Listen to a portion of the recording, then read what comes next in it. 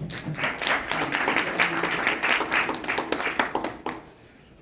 right, welcome. Thank you all for being here and choosing this workshop out of many.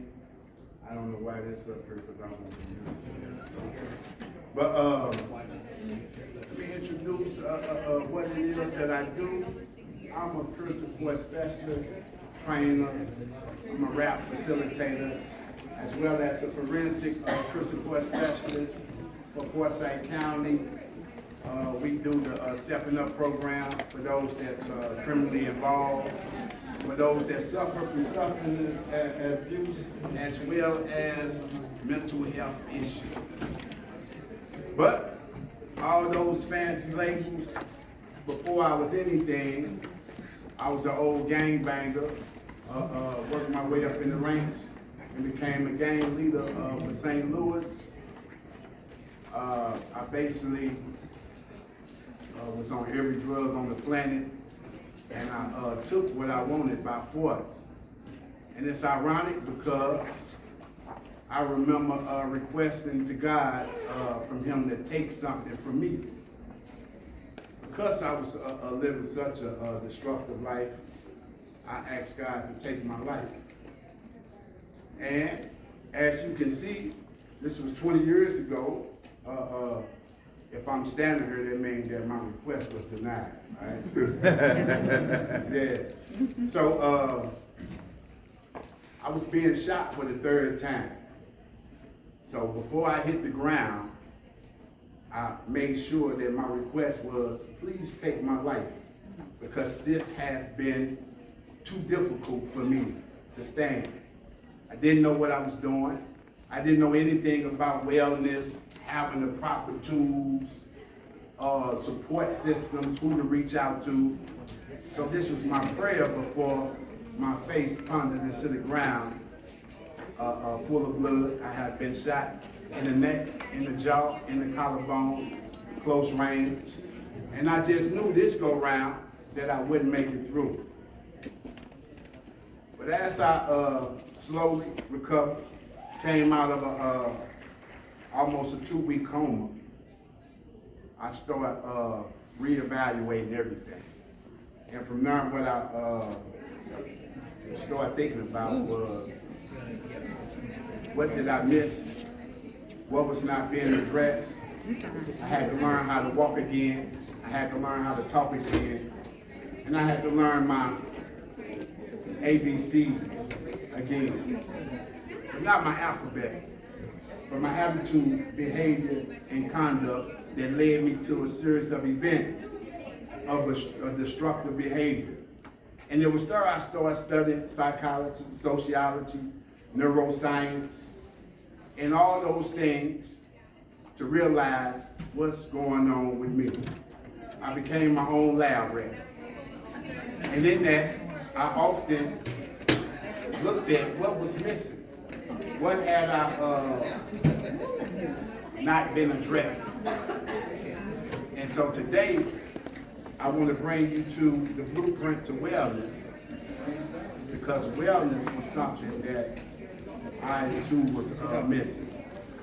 So I asked a few of you, if I point at you, just tell me how you doing today. How you doing, man? You okay?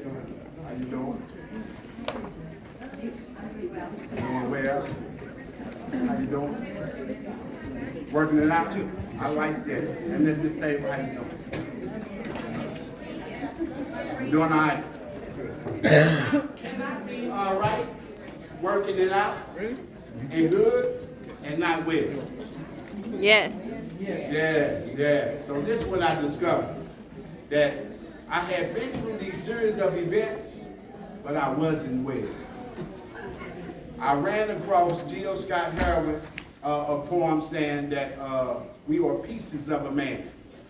So I want to help you and guide you today, even if the information is not for you, that possibly you can take it back to your loved ones or someone and say, hey, some guy that's been through a whole lot showed me whole wellness and what it looks like.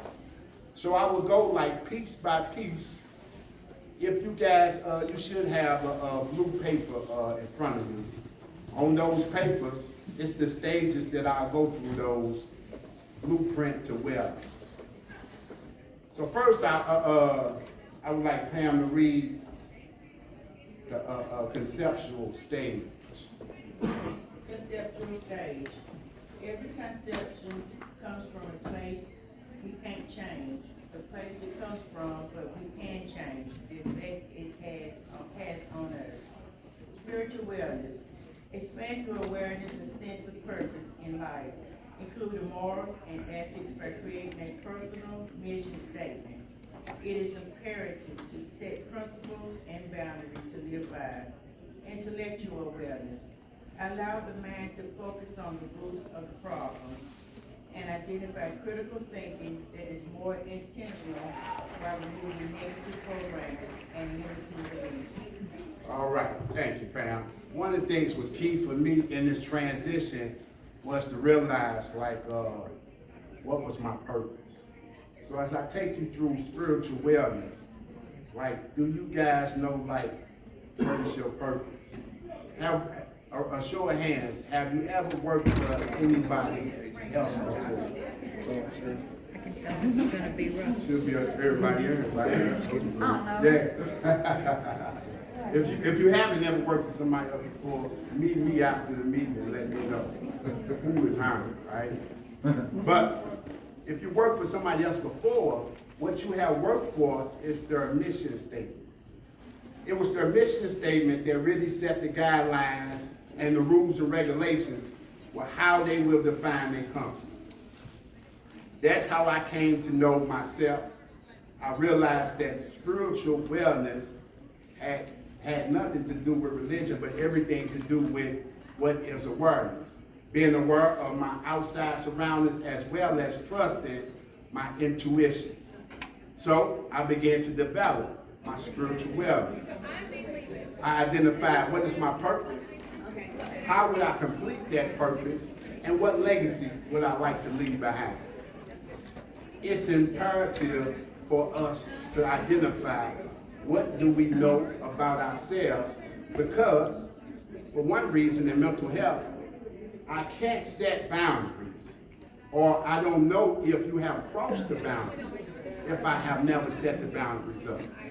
So to know what my principles are, to know if I'm carrying out my own principles, to know if I'm achieving the things that I want in life, I have to know, like, what is my purpose first, right? The definition of wellness is a good place or a good, healthy place, right? That's something that's towards your goals. What other better goals can there be about yourself, knowing yourself? Now, when it comes to intellectual wellness, that's where we kind of got a little cloudy right there. We usually learn these things from the age of 1 through 7. But in that, the brain is, has been like modeled like after a computer.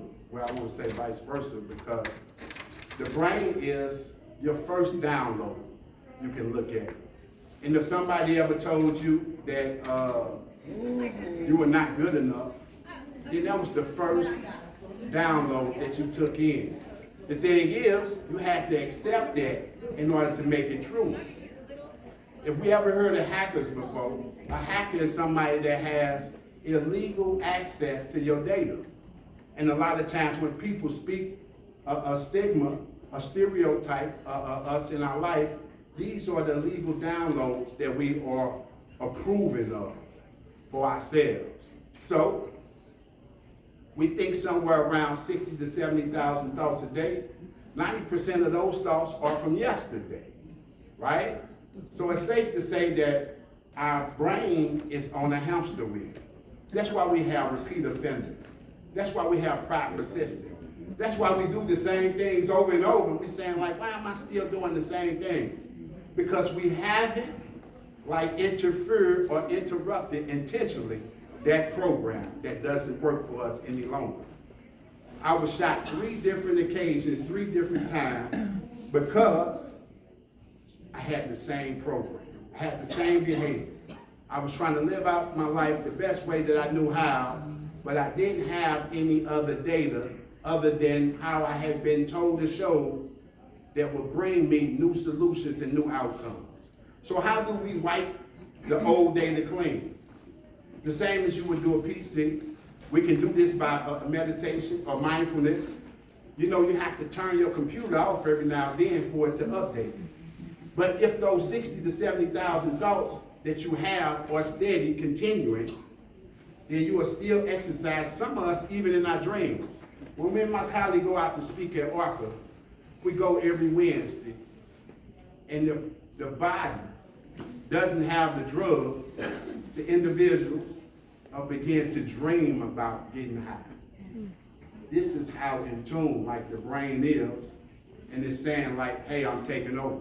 So we must put a stop to that, and the only way that we can interfere with the old data is by providing new data. Wiping that clean, start focusing on things that you want other than what you don't want. Now, you use this by doing intentional thinking. It's a difference between meditation and mindfulness and over-obsessing on the same thing over and over again. Unhealthy things that you don't want. We seem to make that our focus instead of focusing on what are the things that I want. Use intentional thinking, and then you will build a new foundation. What's the next one, Pam? Experimental stage. One expresses what they understand and react to what they have been exposed to. Emotional wellness. To evaluate incoming information adequately and navigate through the traffic of emotions. Physical wellness. Adopt the ability to maintain a healthy quality of life that allows one to get through their daily activities without undue fatigue or physical stress. All right. Now, when it comes to emotions, we know that this is huge. This is the trauma.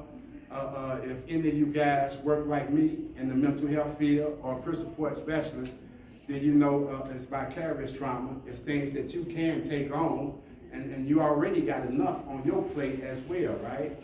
If you're not doing what I just said about intellectual wellness, then you're not releasing like those things. You're taking those problems home with the problems that you already have, and that becomes overwhelming. Now, when it comes to emotions, emotions are simply saying what is being communicated.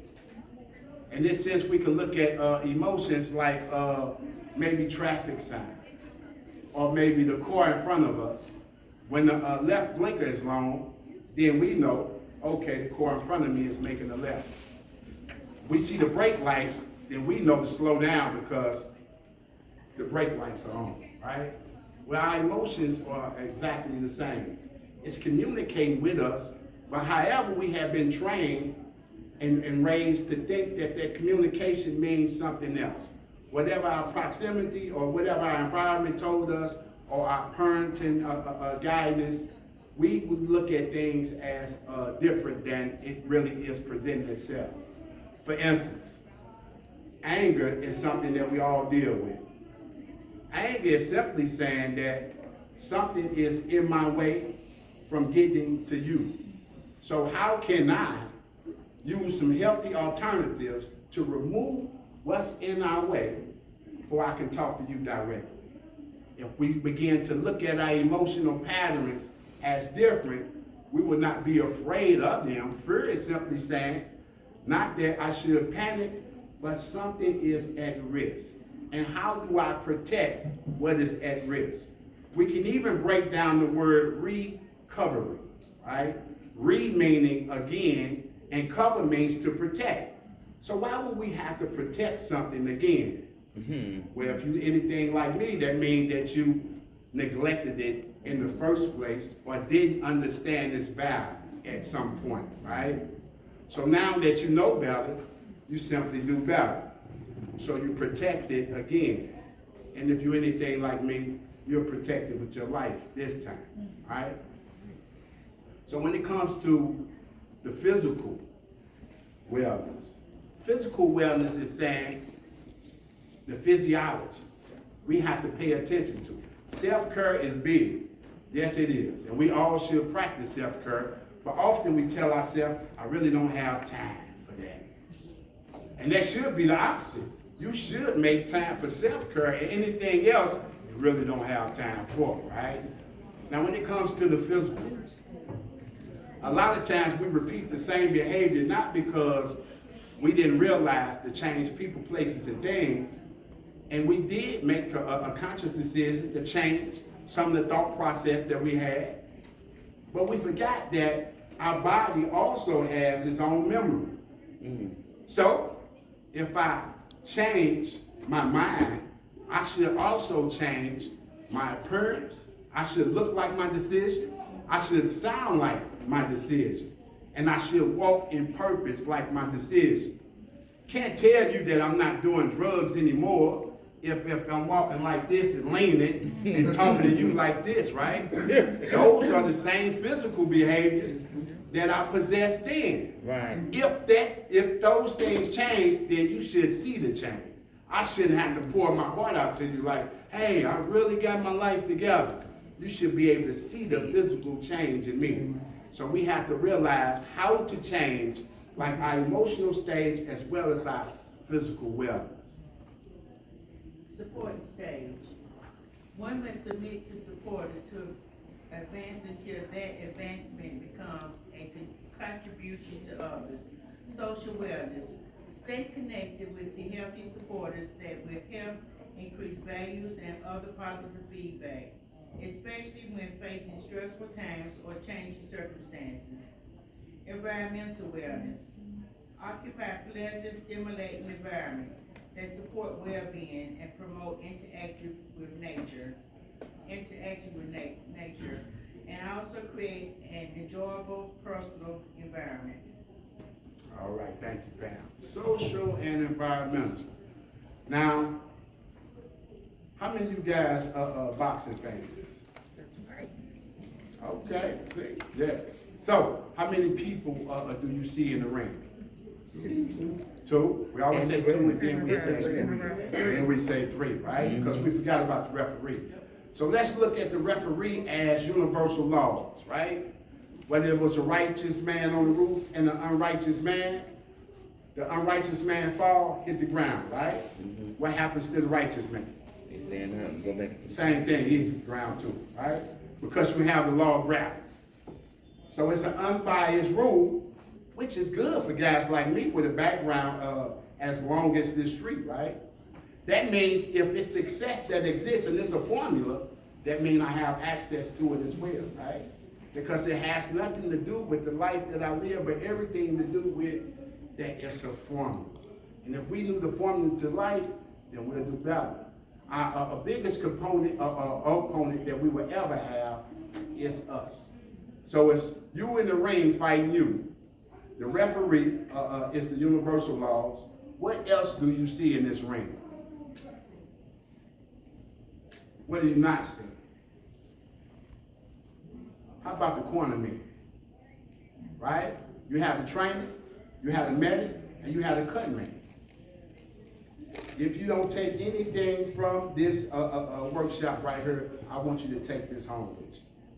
Many of us suffer because we don't have a superstar support system in place. Let me explain to you what a trainer is. A trainer is somebody like myself, a role model or a mentor, peer support specialist, somebody that has walked in the shoes that you have walked in before, that can tell you a couple of things or two. Hey, the jab is coming. You might want to slip that one, duck up under this one, because they have been there before. Now then you have the medic. The medic is usually like a caregiver, somebody that know like your early warning signs, can detect when you're feeling some type of way. The medic is the person that has the white towel that throws it in because they know that you've had enough. It's usually the designated driver or somebody that's close to you. Now, the cut man is the opposite of the medic. The cut man is somebody, and they call him the cut man because it takes a razor blade and make an incision right here, right above your eye. You have to really trust somebody, right? To take a razor blade and cut right above your eye, right? They drain the fluid And the cut man is under the decision that no matter how beat up you are, that you still can win the fight. Do we have those three people like that in our life? Anybody show of hands? Cut man, medic, as well as the trainer. Now, this exercise right here is no good if you don't tell those people what type of role that they played in your life. Go home today, right, and tell those people. Some crazy guy said used to be a gangbang and all that. Said that you was my trainer, my cut man, and my medic. As I say, I'm an old gangbanger. I used to use this rule before I even knew anything about psychology. Once I gave a guy a title and said, hey, you know what, you my shorty double stacks.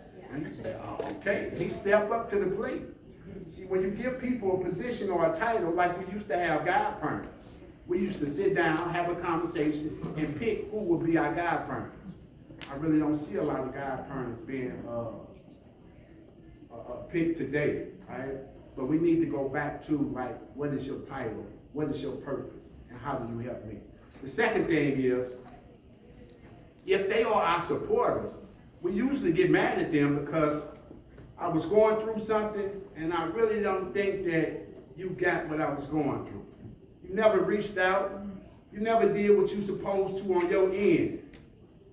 But we just assumed that you knew what I was going through. How many of us have sat down with our supporters and educated them? Hey, if I do this, this what this means. Sometimes I don't want you to say anything. I just want you to sit with me. That's it. And sometimes I want your feedback. I don't want you to just sit there and nod your head, right? But I have to know exactly what it is that you want in order to be able to help you. Help me help you, right? Educate me on what to say, what to do, when to pull up and when to pull off. Now, for a lot of us, we love isolating. We find ourselves a comfort in isolating. Well, isolation is a dangerous place to be in. That's why we need our supporters.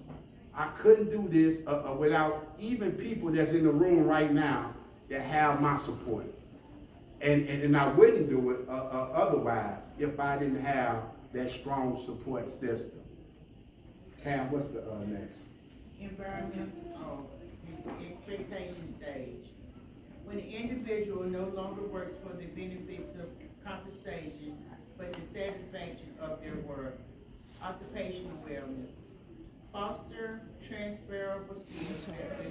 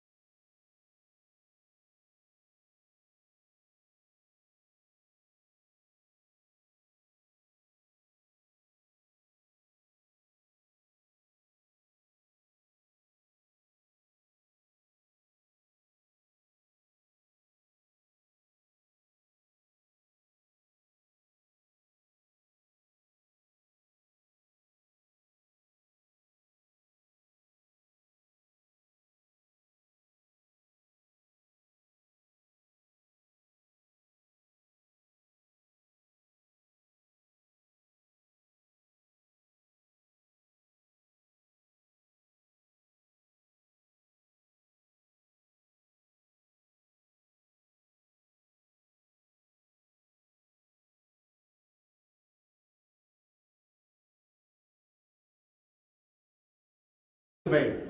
The motivator is somebody that no matter what you're going through, right, they always think that you'll win.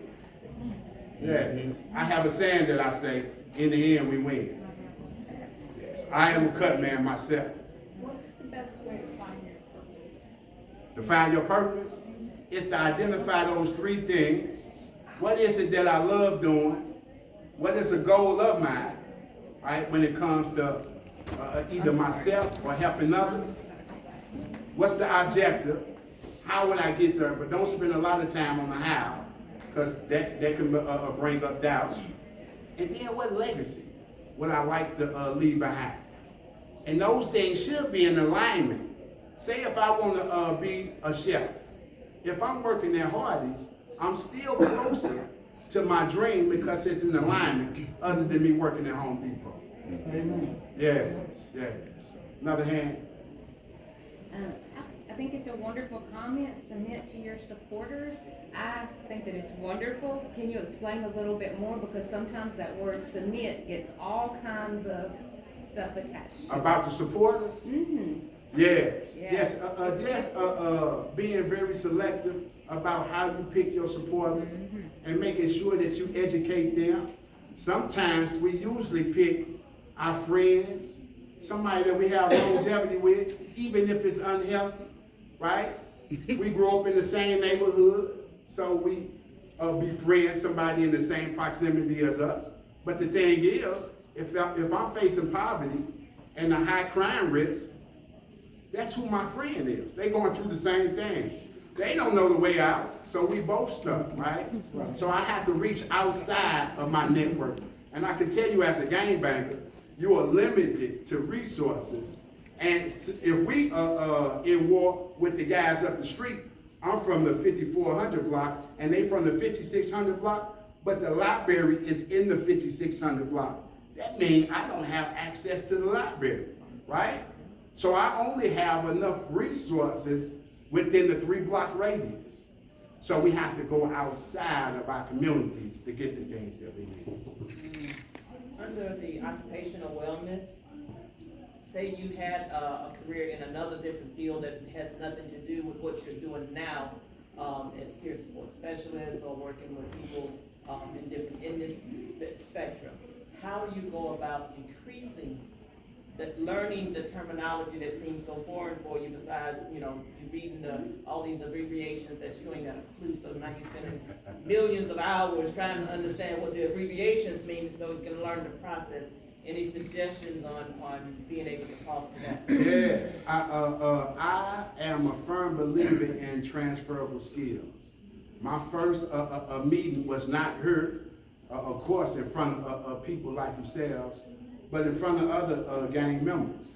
So I just transferred those skills. Once I learned that energy is just transferred from one state to another, then I came from a gang leader to a community leader. I no longer was a byproduct of my community, but I was the solution for my community. So I just transferred those skills over. Yes. I wanted to get I got the thing for the cut man, but I left out the trainer and. The trainer, the medic, and the cut man. The trainer is somebody like the sponsor, a mentor, or role model. And the medic is somebody like a caregiver, someone that knows when you had enough. And then you have the cut man, which is the motivator, right? Any other questions, comments, concerns? Is it okay for one individual in your life to be kind of both of them? Yes, Okay. yes, that often happens. Okay. But, and I'm glad you brought that up. I often do these classes, and I always implement that because I want the participants to have those type of supporters. And sometimes you run across somebody, and it happens. Say, for instance, if you're running from another state, and now you catch yourself in a new environment because you just won't change, and you have no supporters here, then how do you build up those supporters, right?